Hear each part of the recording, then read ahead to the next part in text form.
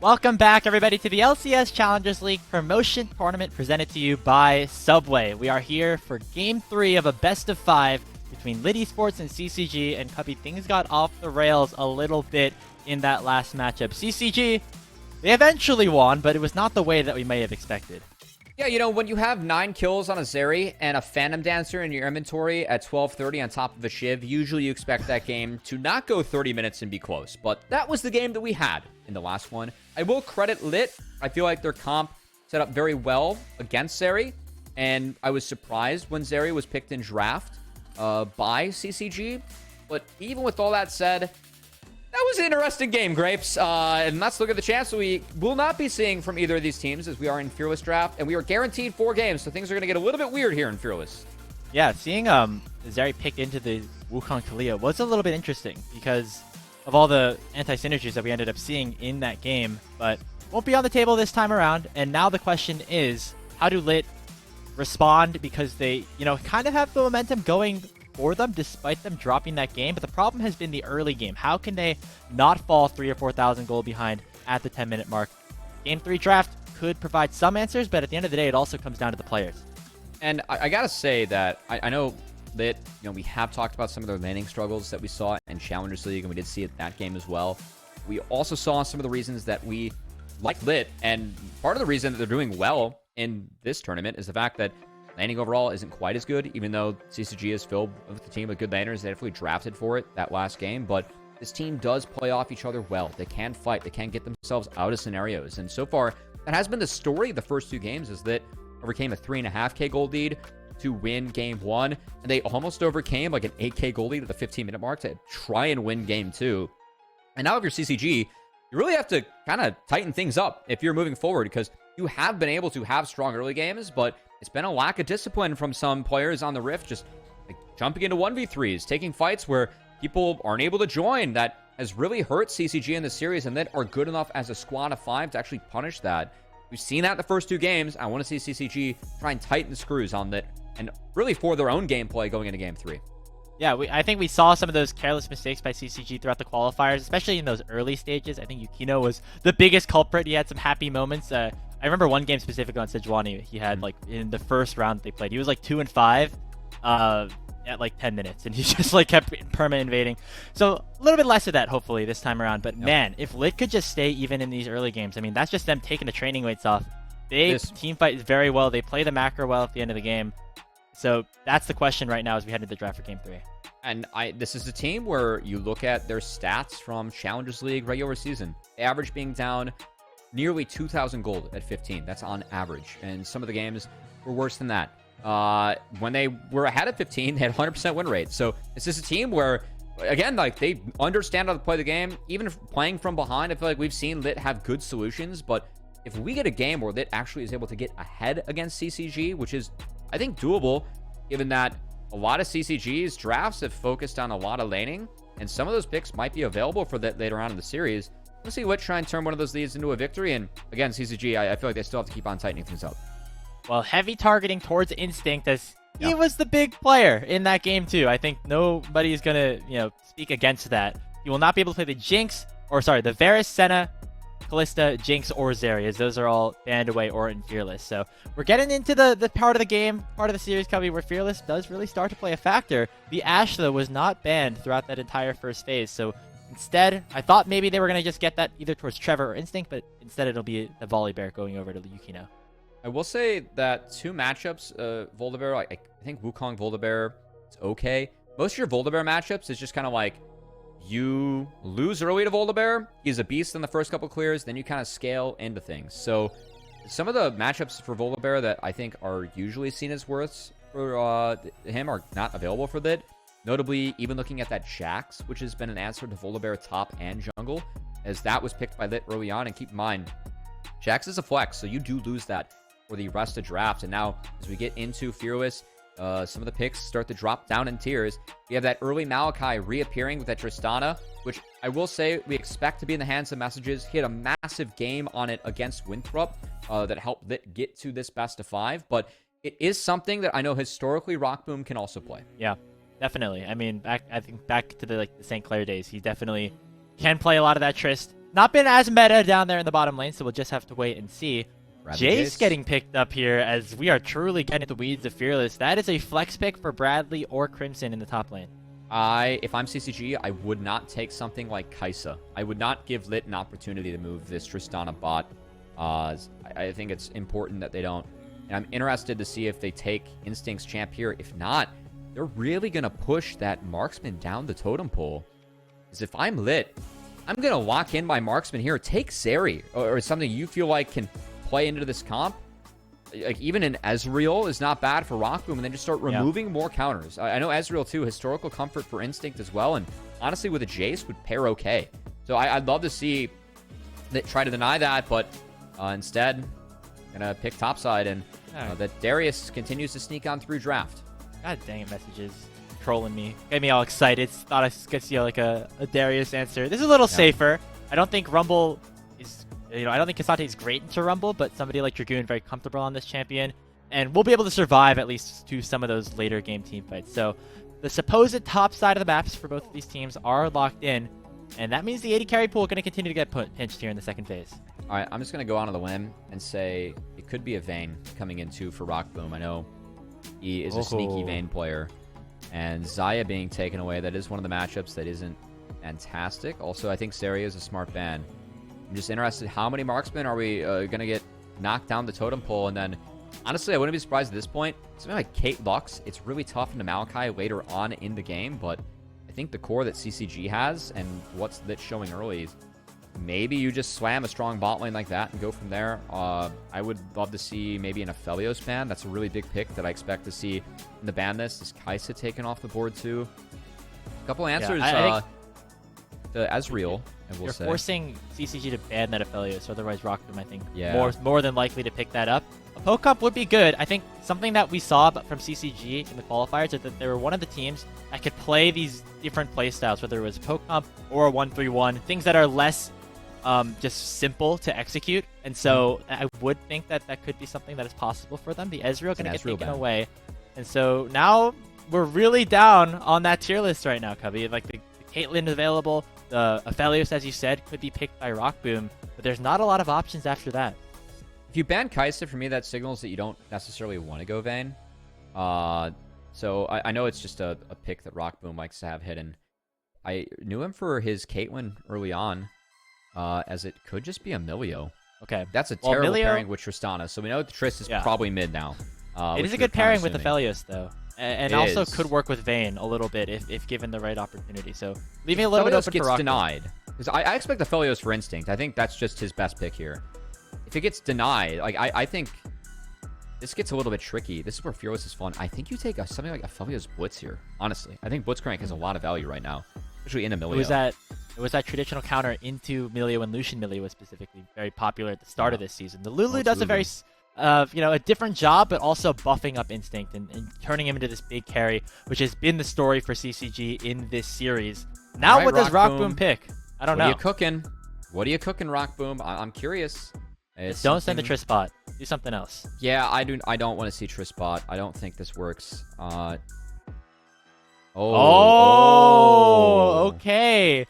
Oh, do it. Whoa. What are we doing? Okay, it's going to be the Kog'Maw. If it was Twitch, locked I'm in going to right lose now. my mind. I will say Kog's immobile against Voldabear, Jace, Rumble. I'm not a huge fan of that, but Kog is pretty strong in lane. And frankly, that you're going to lose top and mid, at least in the very early stages of the game.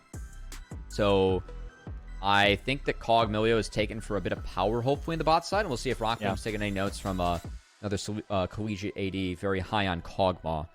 The Shogo that was also in this tournament, you know. Well, he made that tier list right after playing Kog'Maw against CCG. Great. I wasn't even going to reference the tier list, but since you did, yes, the tier list exists. It is a thing. I understand. There was a lot of talk about that. Regardless, I think Kog, for me, this is a pick that's very strong early to mid game. I think Kog's at his best when he's level 9 to 13. You get that 1-item spike and 2-item spikes. So I want to see if LiT can drive that home and then get this crit marksman in Tristana to the later stages of the game where Tristana can really take over. And we've seen messages do that already in this tournament. Yeah, I mean, that Tristana game against Winthrop, one of the more impressive games I've seen from Messages all split. I mean, I remember that Smolder game that he had against Wildcard, the one that we were alluding to a little bit in game number 2, but just the agency that he was able to take over a player like Sword, who I think really has taken a big step going into this split. Very, very cool for Messages, who, again, we thought very highly of last year in Tier 3. Still looking a little bit more here in Tier 2, but this would be a really good opportunity for him against Bradley, a great player here on CCG. Getting the cinematic look here around the Rift as we are in Game 3 of our potential 5-game series. Either LiT or CCG will be moving on and advancing to the NACL after this one as we're getting ourselves loaded up for game number 3.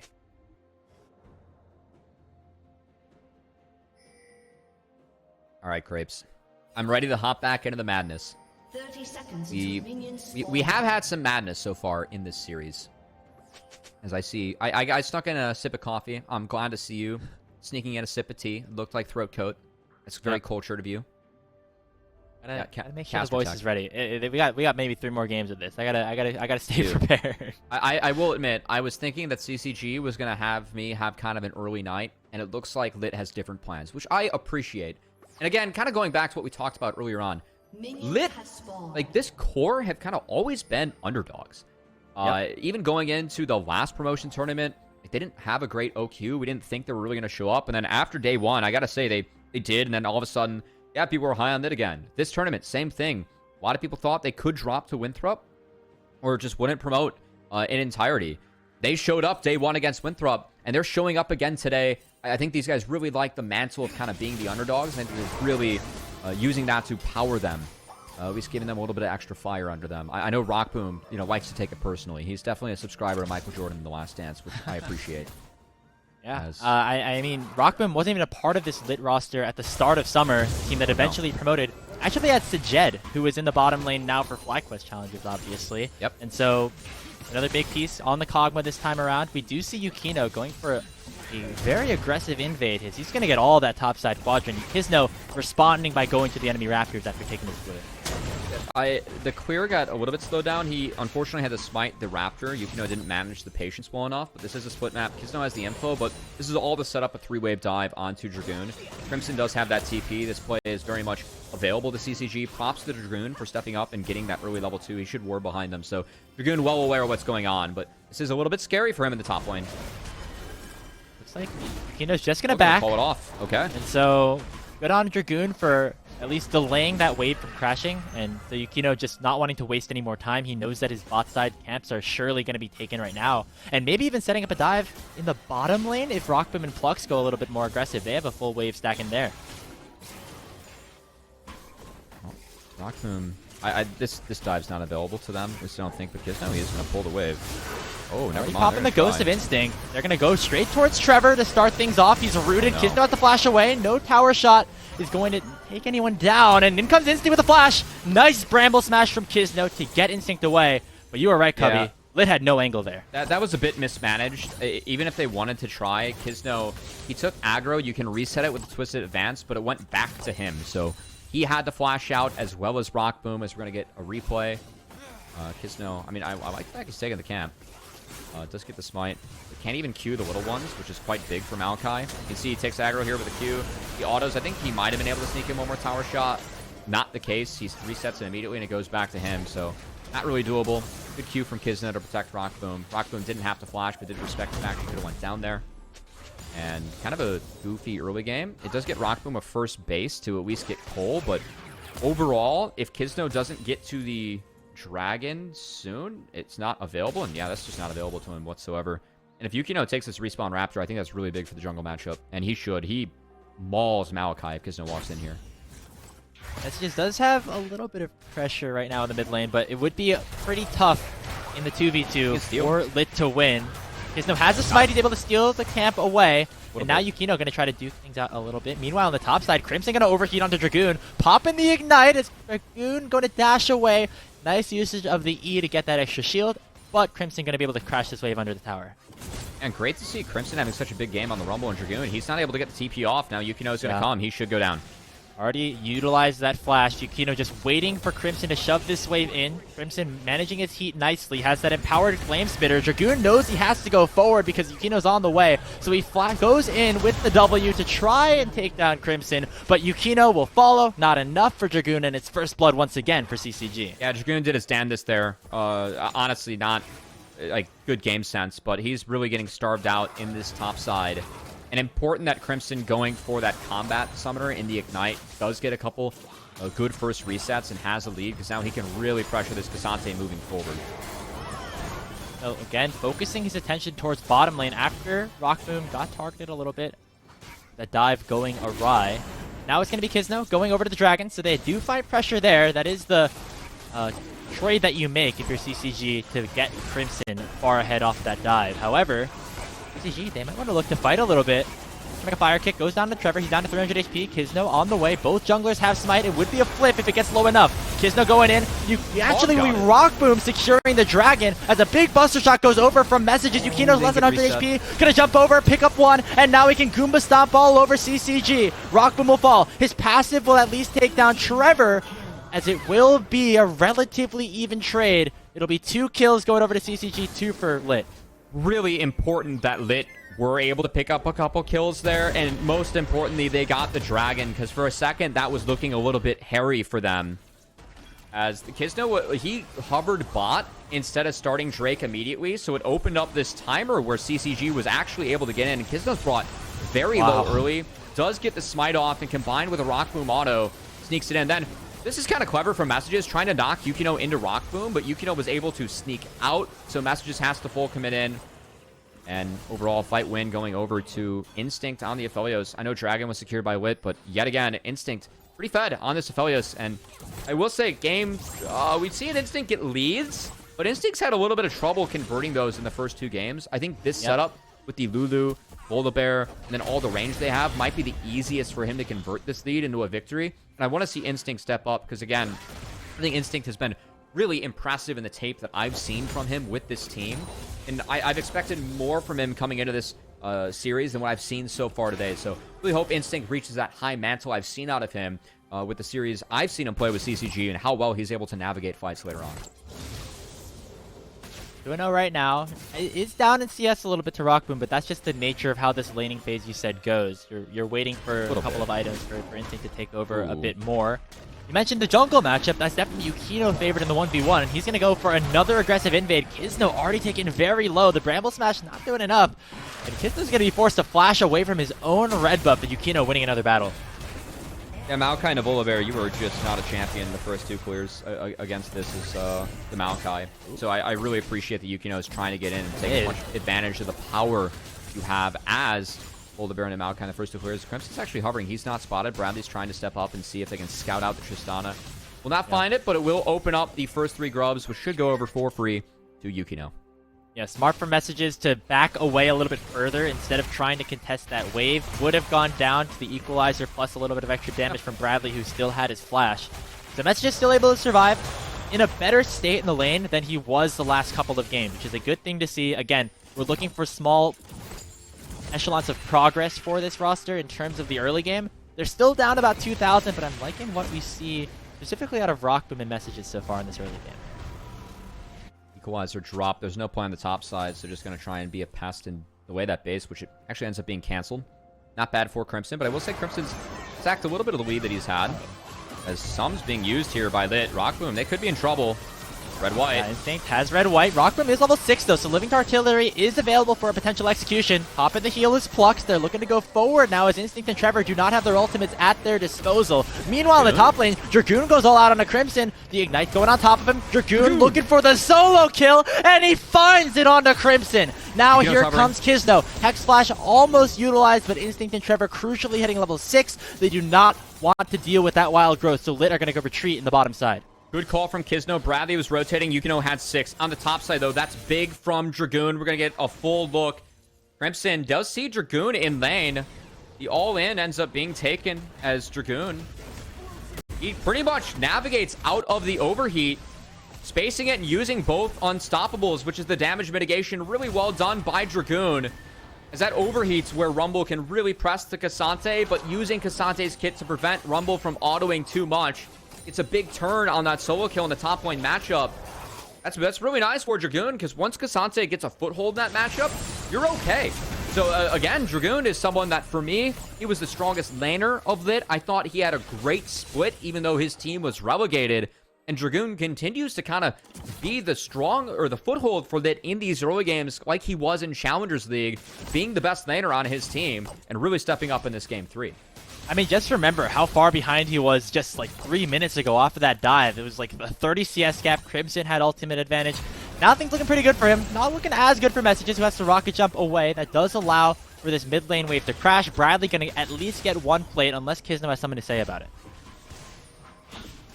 Flux is even coming to make sure that Messages is able to pick this one up. Shock Blast. I think the minions would have stuffed that one, but not quite found there from Bradley.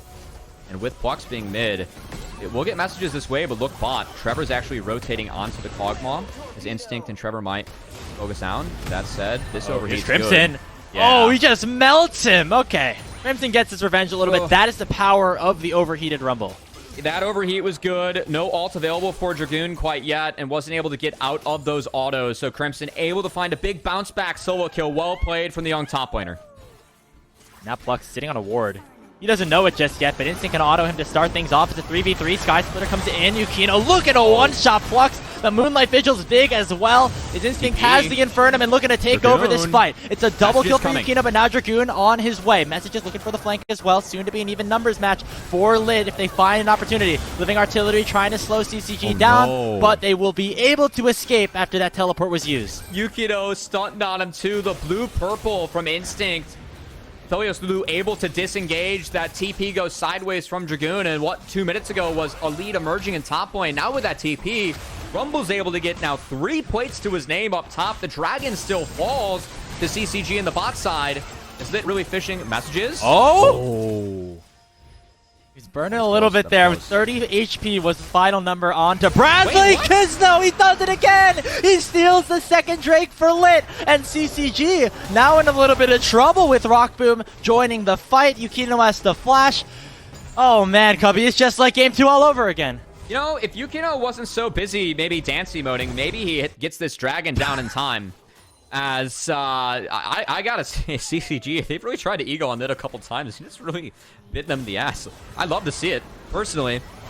That said, this fight's unwinnable. Once Voldabear is here, Voldabear is so much stronger than Maokai at this point of the game, not to mention the lead that Yukino has created. I thought this angle from Dragoon was good. I appreciate this TP. Messages is coming for the collapse, but the heal from Trevor buys enough space. The polymorph was huge because the Unstoppable can't come out and move anyone. And then the blue-purple combo. Yeah, I mean, just go to the Dragon. He's hovering mid. He's trying to stun on him a little bit. If he walks the Dragon a little bit sooner, maybe actually secure the objective. Instead, Kisno was able to sneak it away. And that's massive, getting 2 Drakes for LiT. Because again, this is a team we're looking at their comp. Maokai, scales. Tristana, scales. Even as Emilio in the back pocket, Cassante can kind of neutralize a lot of this mid-game damage that will come out from CCG later on. It's only the Aphelios that is the big late-game scaling piece for CCG. And we saw what happened in game 1. It was LiT that was able to attack it really well. Hey, 4,000 gold, not as much as 7, so maybe LiT in a better position. Nature's Grass finds on the Messages. He almost had that solo kill onto Bradley earlier on in this game. Gonna force him out of lane once again with the help of his jungler. It'll be another grub take for Yukino, unless Kisno has anything to say about it. We'll spot him out right there, but his team not really in a position to contest.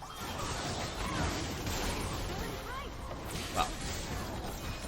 That's all right. I think, I mean, LiT's got to sack those given how the top lane's going. Like, once Dragoon TP's down, all pressure in that top side is lost. And you can see the item advantage for Crimson has Ignite and that Leandri is very scary lane for Xante to be in at the moment, even with the state that like he's in, just getting levels. Usually this match by this time is better, but Dragoon hasn't finished off that first item yet.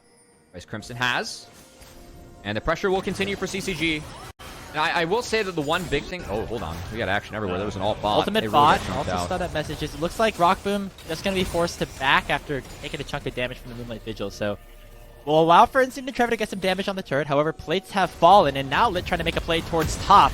Equalizer coming out, beautifully placed as everybody from LiT is just eating damage, and Crimson picks up the first kill, and Yukino and Bradley are on the way for the second. Kisno at only 400 HP going to go down here. It's a double kill for the young top laners. Crimson is taking over this game for CCG. Huge play from Crimson. I don't think that's the lane you want to pressure as LiT, as that Rumble's already ahead, and if you're playing melees, he can melt you. Exactly what happened in that one.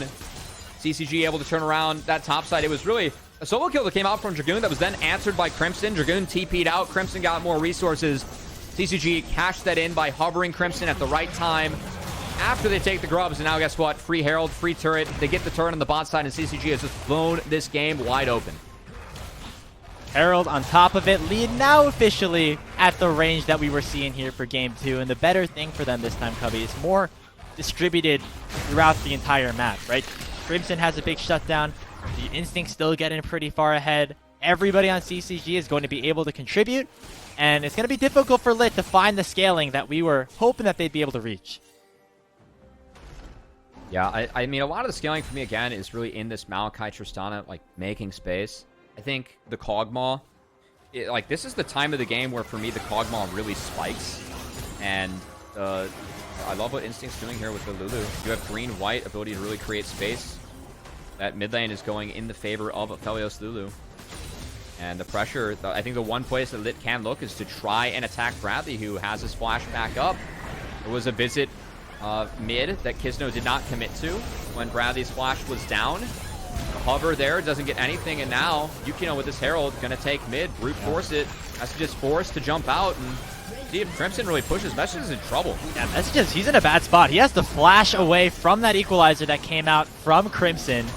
And he's still kind of on the wrong side of things right now. Instinct gets another chance to hit on this tier 2. Yukino still trying to chase down Messages, at least trying to get the wolves or something. But CCG, they have full control around this bottom side of the map with Bradley pushing down there, and Dragon is spawning in 20 seconds. They want to make sure they pick up their first of the game. LiT want to try to stop it, though. There comes the Nature's Draft. Trevor might have gotten caught out. He pops both of his summoner spells and the Wild Growth to put himself to safety. Instinct has the flash as well. Those are really big cooldowns, and he's almost going to go down. Less than 100 HP, instantly forced to base. Here comes Yukino on the other side of the fight. Pops the ultimate for Flux. There comes the Stormbringer, but there's not enough follow-up. Dragoon gets the shutdown. It's traded back as Kisno goes down. And now LiT have an opportunity to go in. Messages rocket jumping forward. The bomb on top of Trevor, not enough to take him down, but the health bar is in LiT's favor with his Dragon available for them. I gotta say, though, the Bradley poke coming in, I don't know if LiT can actually stick around for this. Each jungler is down. LiT might flip. Messages has TP. He's going back to base. Okay. Try to find that ward in the mid lane. Rejoin this fight at some point. This would be soul point for LiT. Crimson does have Equalizer coming up rather shortly. It could be up by the end of this fight. They're going to try and bait CCG in. A really nice blue trinket from them. But with the TP coming in, that's enough space to at least start hitting this.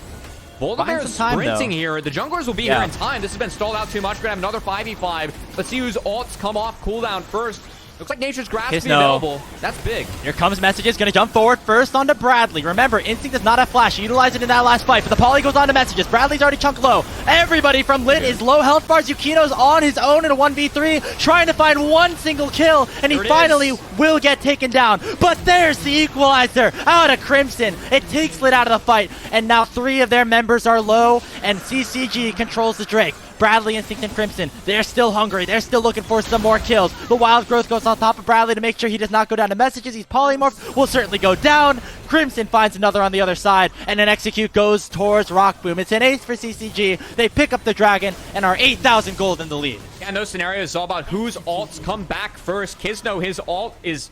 He almost got off a second one, but he went down before he could cast Nature's Grasp again, and it was the Equalizer in the back half that finishes that fight, as CCG were able to lean on their range and poke to prevent LiT from taking their soul point and stack up even more gold in their favor. It was a great fight. I thought LiT almost had it. I mean, they had angles, but at the end of the day, they were waiting for that Dragon to start the Dragon after, like, they were waiting for CCG to get pushed out. But that actually was enough time bought for CCG to allow for Crimson and Yukino to really get back their second proc of the Equalizer, and it allowed for them to win that fight.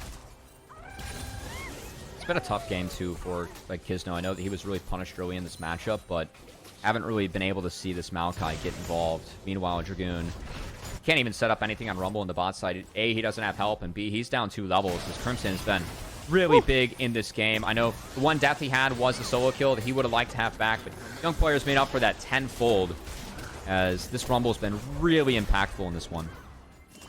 And now CCG, they're fully in control of the entirety of Summoner's Rift. They're dominating the top side.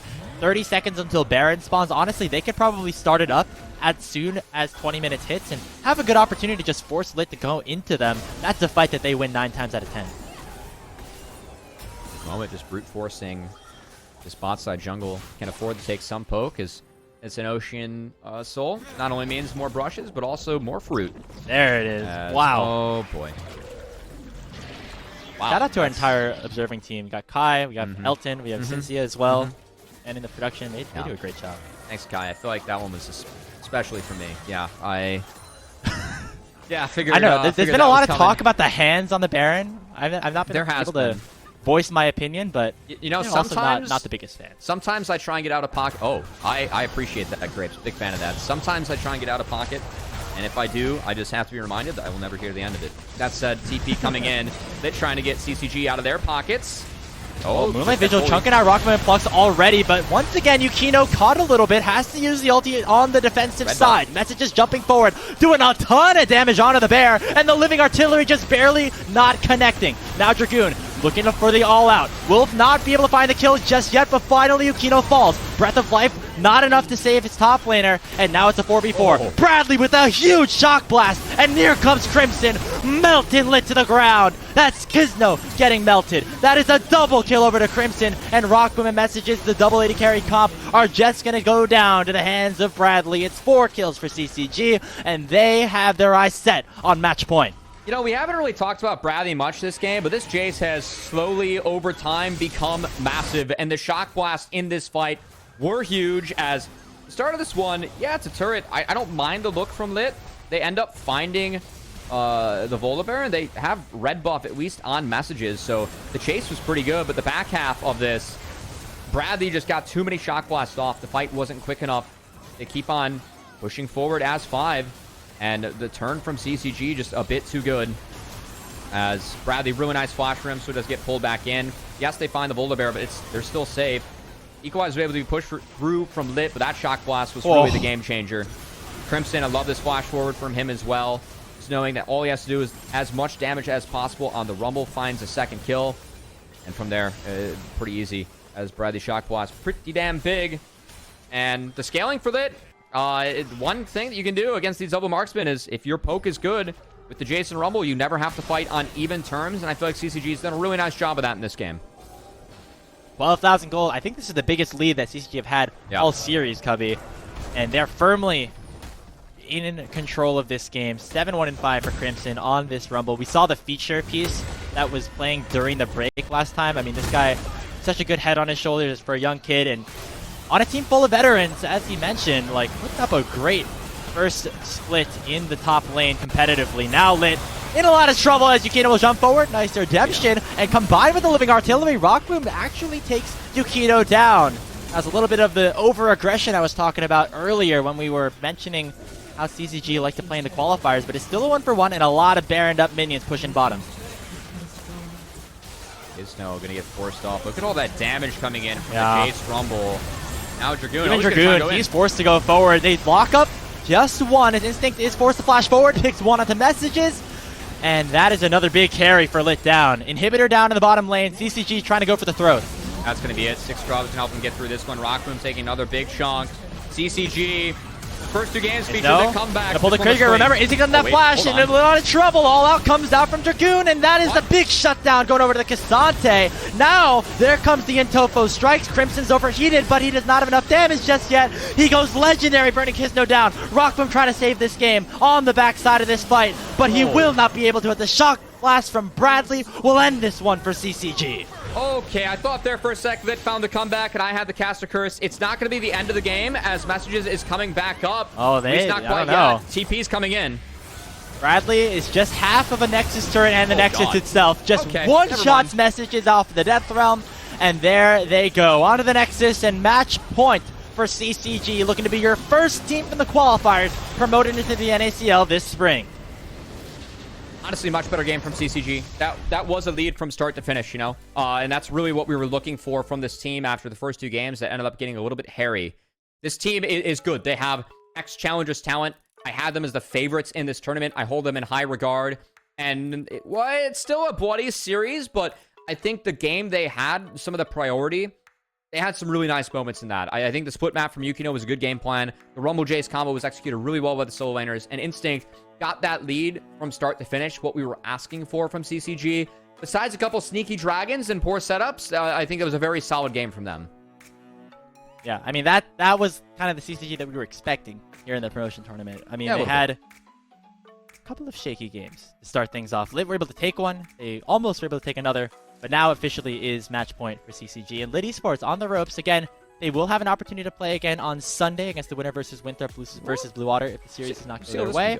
Yeah. But they definitely want to avoid it, and they still have an opportunity to if they take the next 2 games. LiT's been impressive today so far. I got to say, I know that game they got blown out. I talked about how they averaged being down 2k gold at 15. That time it was down 6k gold. Again, sometimes these early games just get out of control, and this team can't really get into the game.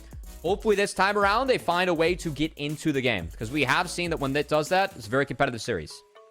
Yeah, we'll see if that ends up happening, or if CCG are just going to waltz their way to a 3-1 win. We're going to take a short break. Once again, we'll be right back in a couple of minutes with the draft for Game 4. Introducing the new Footlong Sidekicks at Subway. Try the warm and delicious Footlong Cookie, Footlong Pretzel, or Footlong Churro. I mean, all I'm gonna say is like, I'm 100% win rate in the promotion tournament. That's like where I shine the most.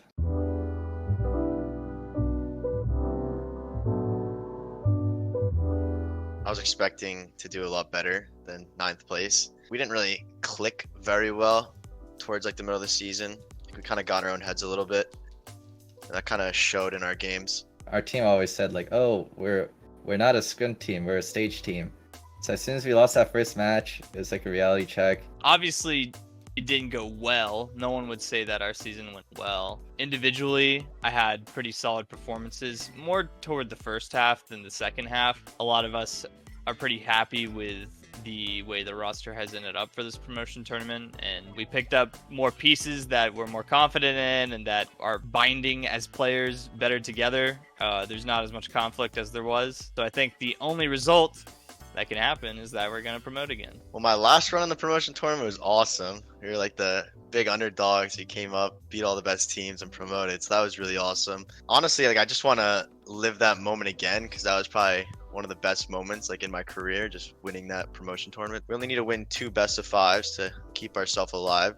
I'm pretty confident about that. I'm not going to lie. Even though we're relegating this time around and start promoting, we're not nervous or anything. I'm like pretty confident. Like the level of play, it's not insanely high, and I think that we can get to a point where we're pretty safe. It's a stressful environment, but you're used to that kind of environment. We've been there before. Some of us, we've already promoted before, so if we've done it once, why can't we do it again? While some of the other teams, they haven't really been in these high tense situations. For example, I'd say like CCG have a lot of newer players, and I think maybe the nerves might get to them, maybe they won't, but you know, it's something to think about at least. We didn't watch any of the games, but we did scrim 3 out of the 4 teams in qualifiers right now. I haven't really watched it too much.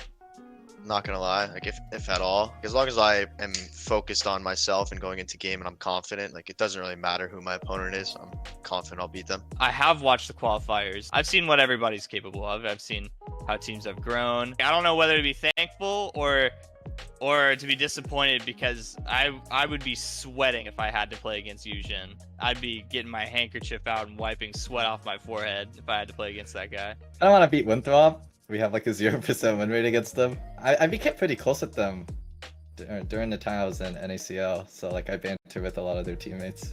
What do you think about Yukino over on CCG? I mean, he's a good player though. He egos too much. Yukino, I'm capping you, bro. You better watch out. Crimson has gotten a lot better over the past 2 to 3 years. He has grown a lot in top lane. Like he's a formidable player now, and in fact, I would expect to see him in an ACL pretty soon. All the bot lanes are actually pretty good, so I'm excited to play against all of them. I love Shoga. I'm excited to play against him. Lynx and Instinct. And Mobility is really good too, so I'm just excited to take them all down. We all had different goals, but I know me and Rockman especially are trying our hardest because we want to get into LCS. In order to do that, we kind of have to keep our position in NACL and not relegate. So just trying our hardest to just perform and showcase our skill again for next split. I think we're keeping our spot because we are the better players.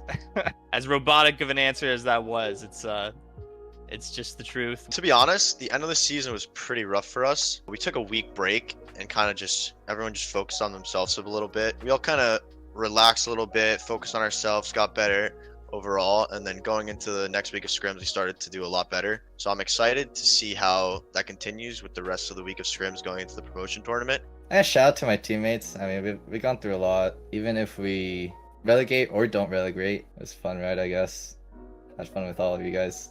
Just want to say, don't count me out. Like, I'm coming. They just added Jinx into the meta. Hypercars are back. Like, it's over for you guys. Oh, I've been on losing teams more than like anyone else in NACL. You know, I was on Team Gates, I was on Phoenix 1, I was on Optic, I was on Immortals. I know how to keep strong mental.